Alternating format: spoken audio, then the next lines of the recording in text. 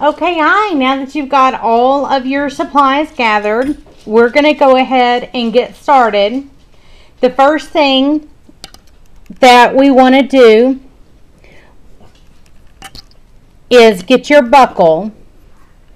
We're going to start with the end here that has the pointed pieces on it.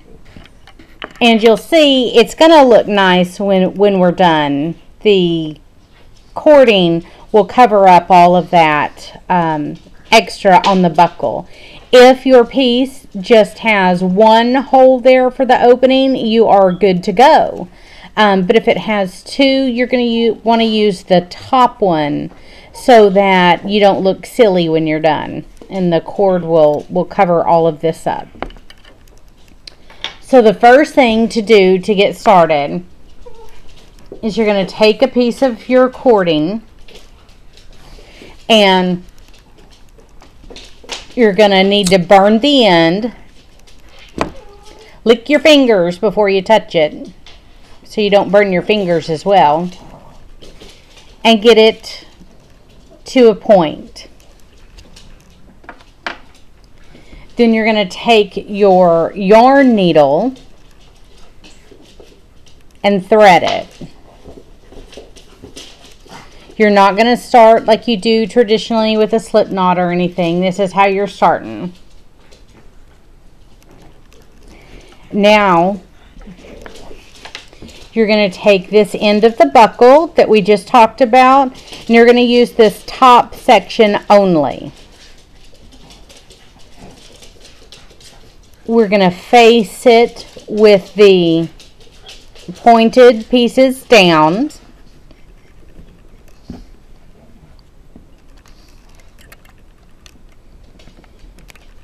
And see, you're going to angle it. You're not going to come straight across. You're going to go, to the one space over. We're going to cast on a stockinette stitch here. And pull it through.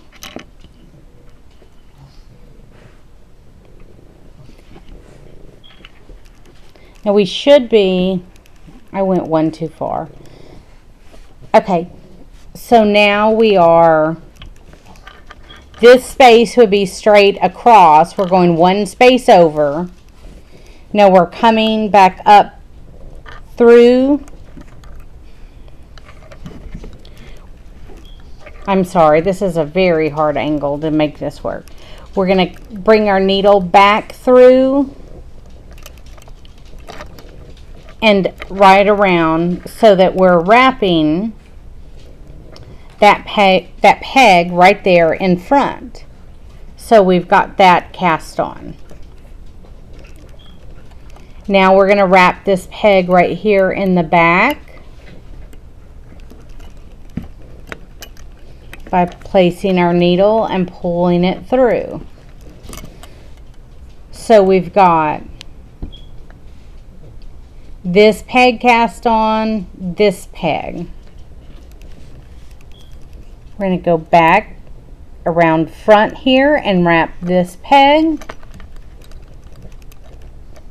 Remembering to put the needle back through the section closest to the prongs on your buckle.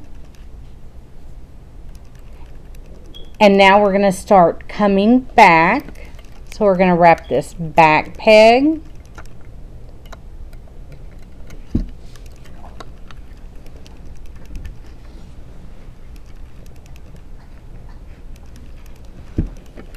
You're going to place the needle around the front and through the section.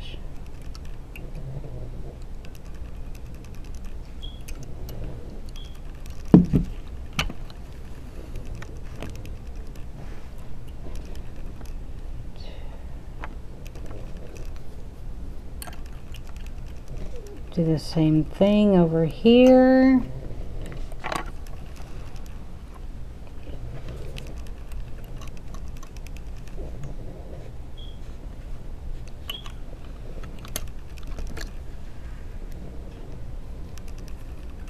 And back down one more time.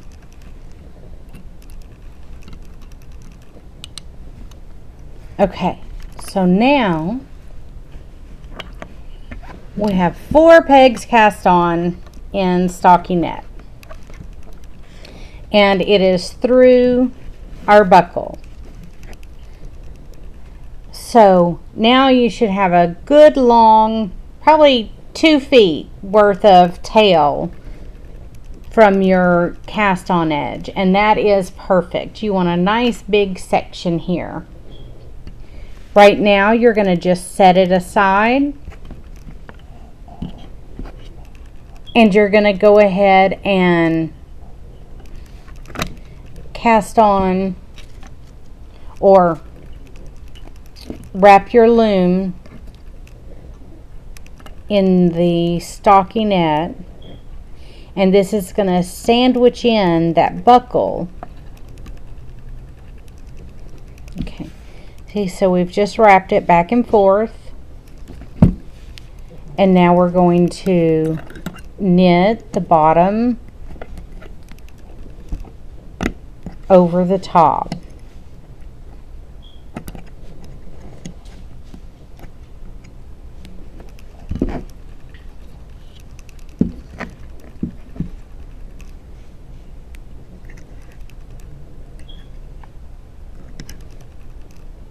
And the bottom over the top. Okay, perfect. We can kind of push this down. Now, before we start the next row, this original cast on tail that we left a very long tail, we're going to just toss it over to the other side. And now we're going to wrap again in stockinette, and this is going to sandwich that tail in between the rows. And you're going to do that for every row. You're going to flip that original cast on tail back and forth.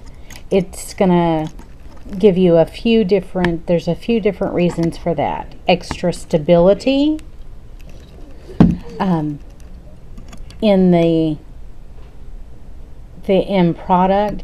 It's also gonna allow that tail to be woven in as you knit, so you won't have to go back later and do it. And it's going to avoid tying knots, because dogs are very strong. They're a lot stronger than I am, and sometimes knots come undone. So that was row 2. So now we flip this back over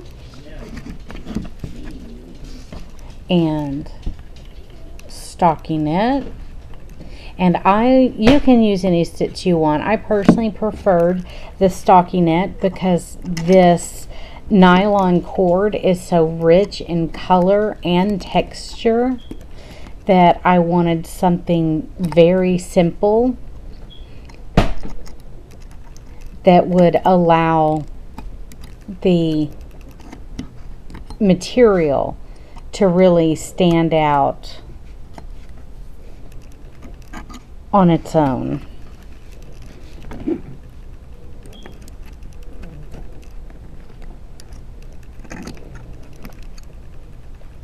So that's why I chose the stockinette. And for my 5/8 inch hardware, I chose to do 4 pegs.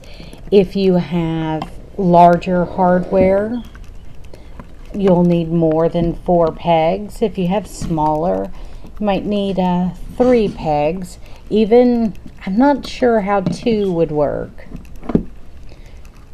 So you can see the buckles coming out. It's nice and secure there.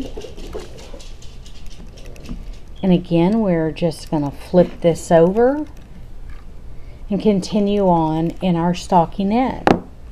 So why don't you do that for several rows,